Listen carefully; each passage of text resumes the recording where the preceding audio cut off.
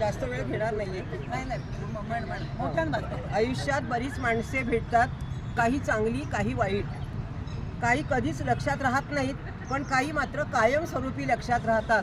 अशी जोडी म्हणजे जगन्नाथराव आणि जयश्रीताई. हे 2 वर्षापासून आमच्या युथिकामध्ये राहायला आलेले आहेत. त्यापासून आम्हाला त्यांच्याकडनं खूप शिकायला मिळालं आहे. त्यांचं खरं वास्तव्य दिल्लीमध्ये होतं आणि त्यांचं शिक्षण पण वाराणसीला झालेलं आहे. आणि त्याच्यानंतर सगळ्यात महत्त्वाची गोष्ट की ते इतके वर्ष म्हणजे 18 वर्ष त्यांनी त्या शिक्षिका होत्या.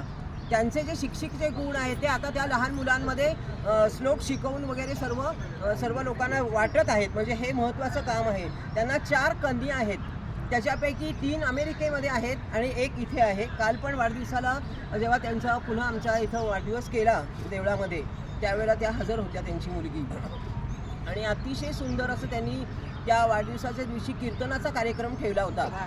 ते काशीवरनं आलेले होते आणि अतिशय सुंदर कीर्तन झालं. पुन्हा पुन्हा त्यांचं ऐकावं असं होतं. तसं बघायला गेलं तर मठ भाऊ आणखी मठताई हा काकांनी अनेक आध्यात्मिका गोष्टीमध्ये त्यांची प्रगती आहे. त्यांनी नुसती ग्रंथच नाही तर ग्रंथ वाचन पण केले आणि ग्रंथ लिखाण पण केलेलं आहे. ताईंचे संस्कार वर्ग अशांना अगदी असं म्हणायचं वाटतं की तुमच्या आयुष्यात असाच प्रेमाचा रंग सतत उजळत राहो, असे नवीन नवीन संकल्प तुम्ही करावेत आणि तिच्या दिशा नेहमी बदलत राहाव्यात. तुम्हाला 50व्या वाढदिवसानिमित्त खूप खूप खूप शुभेच्छा.